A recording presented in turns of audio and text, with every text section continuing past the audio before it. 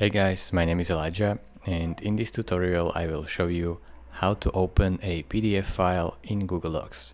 So this is very simple. First, go to your PDF file in Downloads. So here it is. Next, open Google Drive. So type drive.google.com and then simply upload your PDF to your drive. So drag and drop it right here.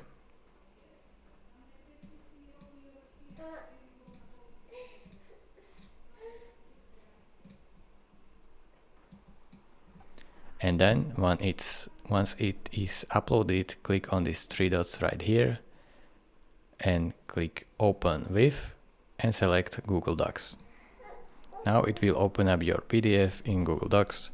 It is really simple. Thank you for watching. If this video was helpful to you, consider subscribing and liking this video, and I will see you in the next tutorial. Bye bye.